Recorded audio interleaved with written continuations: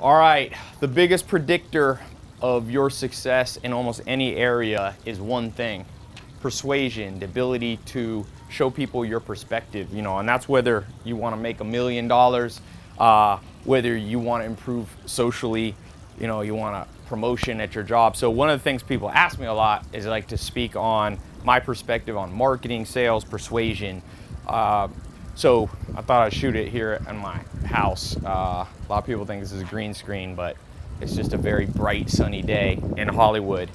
So the first thing that I always think about when it comes to $1 million marketing, $1 million persuasion, is these 25 cognitive biases. There's about 25 things that make people decide anything, and it's not what you think. There's a good book called Getting More by this Wharton professor, and he says something very interesting. So if you're trying, let's say you have an idea, you're an entrepreneur, you're going to be an entrepreneur, you got a new product you want to sell, you're the next Bill Gates, the next Mark Zuckerberg.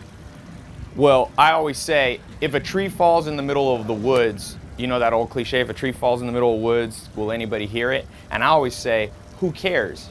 Because if nobody hears and nobody knows about what you're doing, you can have the most brilliant idea and it will just die, and that happens all the time.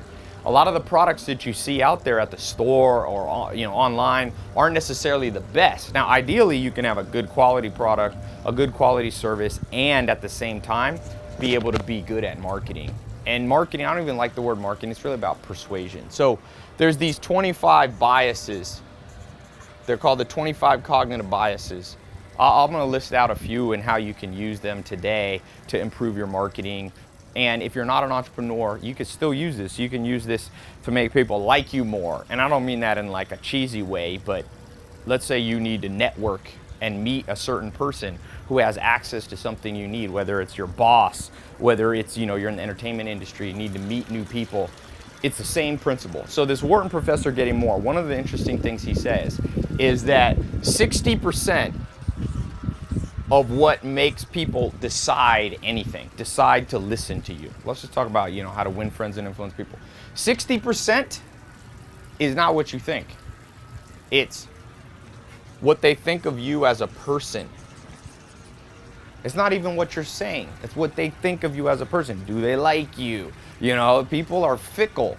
If they don't like sometimes I get people saying, "Oh, Ty, if you're, this business dude, why aren't you dressed up super fancy for these talks?" I'm like, well, if you don't like it, that's okay. You don't have to listen. I understand, though, that it's a person thing. It's the basis of all persuasion. That's why most big businesses, most awesome things are built around some figurehead. You had a figurehead like Bill Gates, Steve Jobs for Apple, Zuckerberg. We all know these people's names and we associate. That, by the way, of the 25 scientifically proven cognitive biases, this is called the association bias, the liking bias. Now, what's the other 30%? Now, remember, what I just said is pretty crazy if you think about it, what this Wharton professor found. By the way, his book, Getting More, and his class at Wharton is the most sought-after business class in the world.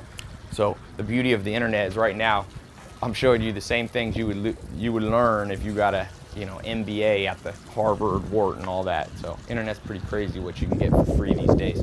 I don't know if I'm gonna have time to do all 25, but let me give you some of these now. And for those of you who want more, I'll show you how you can. I'm gonna do a talk on all these. If you want to find out really in depth how to do this, I keep these videos a little bit short so that people don't. I know you got a lot to do. So the other 30% of what makes marketing and persuasion work, what makes you be able to influence people, win friends. The other 30% is the process you use. So like the order that you present things. This is the strategy part. And notice this, and I'm rounding the numbers. It's more like 57% or whatever. I'm just making it. 10% is what? This is crazy. That means if you have an idea for the next, fitness pal, now the next fitness app, for the next supplement, for the next restaurant, hotel concept, for doing real estate deals, what you're selling is a minor part of what makes people decide. And this has implications. This is the stuff you don't learn in high school, and most parents, our parents didn't know to teach us because they didn't know this ourselves. You got to learn this stuff. You want to make $1 million or maybe you don't care about money, you want to change the world, you know? You want to solve injustice, crime, poverty, homelessness, abuse. It all comes to your ability to persuade. And so if you're going in, see, most people do this completely opposite.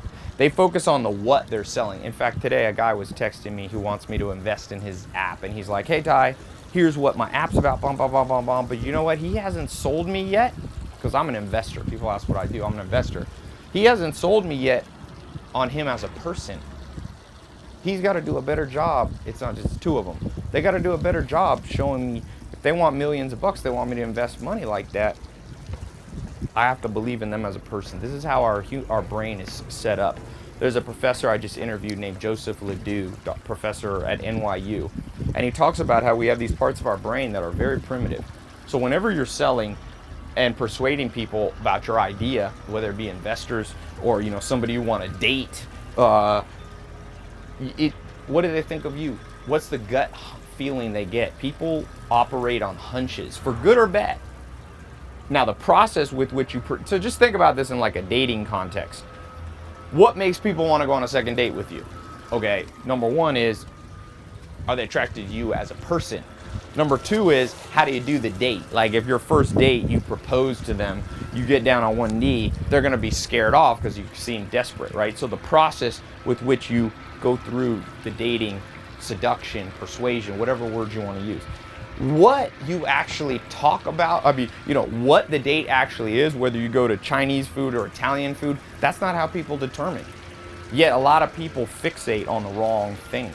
Fixate on you as a person, the perception. There's a good book by Heidi Halvorson, and it talks about how basically how we perceive ourselves is only about 30% correlated, I think I have that right, with how other people see us. Meaning most of us are going through life with a blur. We're like seeing ourselves as whatever, this amazing person. We see ourselves as better looking than we are, or maybe worse than we are, right? We have self-esteem issues. You really have to be able to pinpoint and control, not in a manipulative way, but you have to be able to control the perception of the person that you're talking to. My neighbor decided to blow leaves while I'm talking. Anyway, so a couple other things. So these are the different biases. The main thing to take away, people are not that logical. And you may have heard this before, but I'm telling you, this has mind-blowing implications because you got to put it into practice. That's why, for guys, I always say, Ryan Gosling in these movies, he did this movie called Only God Forgives, and it's such a Ryan Gosling movie. He doesn't even talk in the movie, the first like 5 or 10 minutes. But women are still attracted to him because it's the person and the process. It's not about what he's saying. And so when you bring this back around to, let's say you want to build $1 million company, same principle.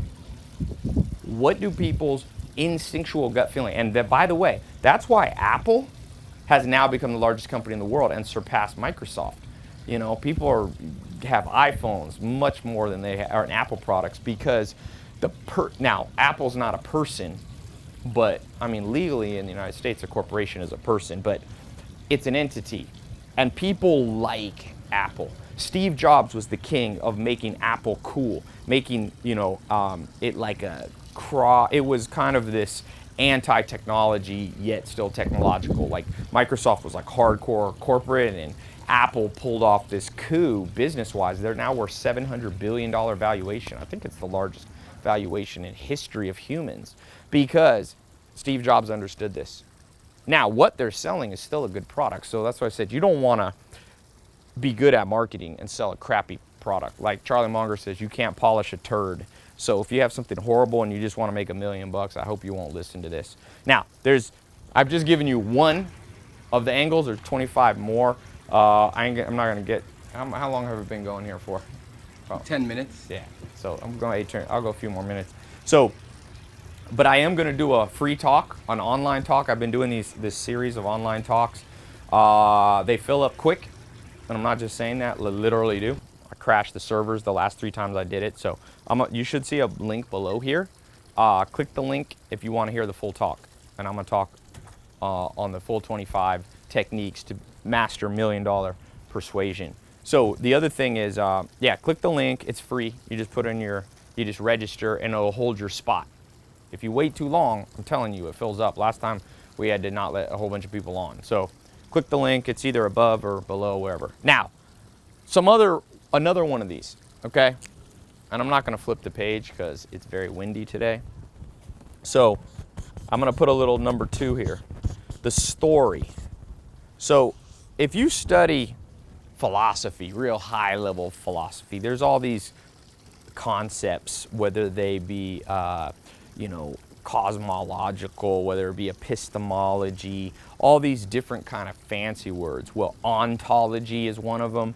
And I'm gonna break it down in layman's terms. All humans are like, their brains are like a movie theater, and they are projecting a movie, and it's their perceptions of life.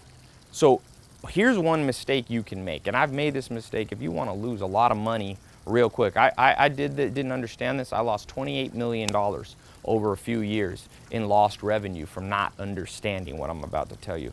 And what it is that to move people and actually convince them is very difficult. In fact, most people that agree with you, when you think you're good at persuading, they already agreed with you before. Sometimes I get too big of a head and I get cocky and think I'm good at marketing, but what's really happening in large part for all of us is that you're finding the people who already kind of agree with you. And so if your idea is that you're gonna make such a good marketing angle that all the people that hate, imagine if Steve Jobs goes, everybody who hates cell phones, I'm gonna market my iPhone to them. Forget it. You must market to the story that's already in people's head, especially if you want to get the low-hanging fruit and make money relatively quickly. Now, there is a time when there's a book written about this called Crossing the Chasm, where you'll cross over and you'll be able to reach what's called the pragmatists, the conservatives. You do that later. At the beginning, to make your first $1 million company, you want to find the people that the story, the movie that's already playing on the screen of their brain is already aligned with what you do. And then all you have to do is show them how it's aligned. So the concept of persuasion a lot of times is you take somebody who's over here and you show them why they should be over here.